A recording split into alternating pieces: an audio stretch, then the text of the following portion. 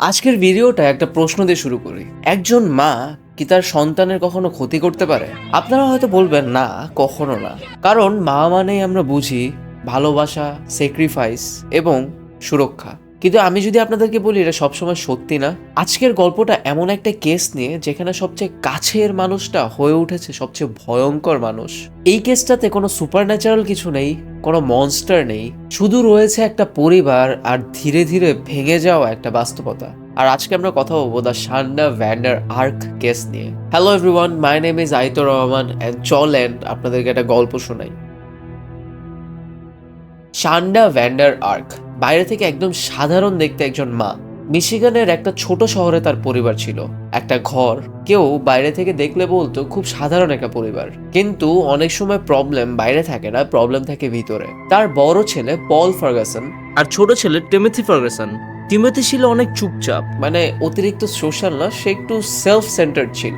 এটা নতুন কিছু না, অনেক বাচ্চা কাচ্চারই এমন হয়। কিন্তু শ্যান্ডা এটাকে ধীরে ধীরে ঠিক অন্যভাবে দেখা শুরু করে। তার চোখে টিমোথি হয়ে উঠে একটা প্রবলেম, এবং তখন থেকেই গল্পটা আসলে ধীরে ধীরে শিফট হতে থাকে। শুরুতে সবকিছু ছিল ছোট ছোট বকা, ছোট পানিশমেন্ট, কিছু স্ট্রিক্ট রুলস। কিন্তু সমস্যা হচ্ছে এই স্ট্রিক্টনেস কখনো থামে না। শ্যান্ডা ধীরে ধীরে বিশ্বাস করতে শুরু করে তার ছেলেকে ফিক্স করা দরকার। এটা আসলে খুব ডেঞ্জারাস একটা মাইন্ডসেট, কারণ এই সময় এই ধরনের প্যারেন্টসরা ভাবে যে আমি ঠিক, আমি সবসময় ঠিক করছি। আর তখন তারা বুঝতে পারে না যে কখন তারা কন্ট্রোল থেকে অ্যাবিউজে পরিণত হয়ে যাচ্ছে। টিমিথের জীবন আস্তে আস্তে ছোট হতে শুরু করে। বাইরে যাওয়া কমে যায়, সোশ্যাল ইন্টারাকশনস বন্ধ হয়ে যায়, ঘরের ভিতরে নিজেকে আটকে রাখা শুরু করে। মানে তার দুনিয়াটা ছোট হয়ে যায়। আর এই পয়েন্টে এসে আসলে এটা প্যারেন্টিং হয় না, এটা আসলে কন্ট্রোলিং হয়ে যায়, অ্যাবিউজিং হয়ে যায়। আর এটা এত খারাপ দিকে যায় যে লাস্ট পর্যন্ত সেলফ আইসোলেশন হয়ে যায় একটা মানুষের। এখন থেকে পরিস্থিতি ডার্ক হতে শুরু করে। টিমিথিকে আর চাইল্ড হিসেবে দেখা হয় না, সে হয়ে যায় প্রবলেম টু ম্যানেজ। তার সাথে করা হয় পানিশমেন্ট দেওয়া হয় কথায় কথায়, খাবার খাইতে রেস্ট্রিক্টেড করে দেওয়া হয়, এবং অনেক ঠান্ডার মধ্যে তাকে আটকায় রাখা হয়। এটা কোনো র্যান্ডম অ্যাঙ্গার না, এই রাগটা কিন্তু হঠাৎ করে আসে না, এটা কিন্তু সেম জিনিসটা রিপিট হইতে থাকে।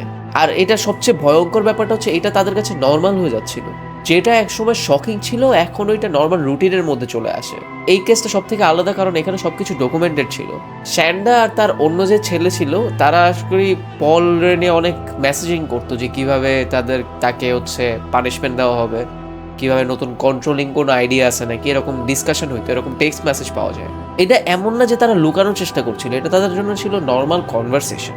এটা ভয়ঙ্কর কারণ তখন না ক্রুয়েলটি একটা নর্মাল ল্যাঙ্গুয়েজে পরিণত হয়। টিমিথের শরীর ধীরে ধীরে কলাপস করতে শুরু করে। ফিজিক্যালি সে উইক হয়ে যায়, তার ক্ষুধা লাগে, তার ঠান্ডা লাগে, এবং এইসব কারণে তার ইমোশনাল ব্রেকডাউন শুরু হয়। সে আর আগের মতো ফাংশনিং অবস্থা ছিল না। কিন্তু পরিস্থিতি তখনও থেমে যায়নি, কারণ তাদের এই কন্ট্রোল মাইন্ডসেটটা এখনো চলছিল।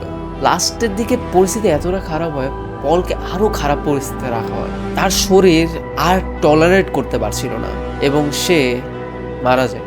একটা শরীর যখন বারবার স্ট্রেস, ঠান্ডা আর নেগলেক্টের শিকার হয় তখন ইভেনচুয়ালি না কলাপস ঘটেই। মৃত্যুর পর ঘটনাটা প্রথমে ইনভেস্টিগেশনে যায়, প্রথমে কিছু কনফিউশন থাকে, কিন্তু ধীরে ধীরে পুলিশ টেক্সট মেসেজগুলো খুঁজে পায়, টাইমলাইনটা বুঝতে পারে, এবং অ্যাবিউজ করার যে প্যাটার্নটা ছিল এটা আইডেন্টিফাই করতে পারে। তারপরে পুরো পিকচারটা পরিষ্কার হয়ে যায়। এটা কোনো অ্যাক্সিডেন্ট ছিল না, এটা একটা লং টাইম ধরে তাকে অ্যাবিউজ করার একটা প্যাটার্ন ছিল। কোর্টরুমে সব এভিডেন্সগুলো প্রেজেন্ট করা হয়, সবকিছু একদিকেই ইঙ্গিত করে। প্রসিকিউশনের আর্গুমেন্টটা খুব সিম্পল ছিল, এটা কোনো নেগলিজেন্স ছিল না, এটা রিপিটেড একটা প্যাটার্ন ছিল, এটা জাজ নিজেও বুঝতে পারে। এবং শ্যান্ডা ভ্যান্ডার আর্কের বিহেভিয়ার কোর্টরুমে অনেক ডিটেলস ছিল, এটা রিপোর্টে আসে। সে কোর্টরুমে উইয়ার্ড বিহেভ করা শুরু করে, কোনো ইমোশনাল ব্রেকডাউন তার মধ্যে দেখা যায় না, তার মধ্যে একটু গিল্টিনেস থাকে না। এখন সবচেয়ে ইম্পর্টেন্ট কোয়েশ্চেন, কেন এমন হয়? এটার আসলে কোনো ইন্ডিভিজুয়াল কারণ নেই, এটার একটা কম্বিনেশন আছে।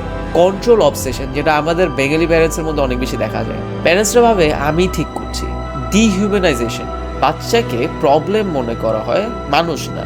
ইমোশনাল ডিসকানেক্ট, প্যারেন্টস আর বাচ্চার মধ্যে আসলে ইমোশনাল যে কানেকশনটা আছে এটা আস্তে আস্তে ডিট্যাচ হতে থাকে। ইমপ্যাথি চলে যায়, এবং একবার ইমপ্যাথি চলে গেলে বাউন্ডারি আর থাকে না। এই কেসটা শুধু একটা ক্রাইম স্টোরি না, এটা একটা রিমাইন্ডার। সব অ্যাবিউজ লাউড হয় না, অনেক অ্যাবিউজ থাকে সাইলেন্ট। সব ডেঞ্জার বাইরে থাকে না, কিছু ডেঞ্জার বাসার ভিতরেও থাকে। Thanks for watching, and I will see you guys in the next video.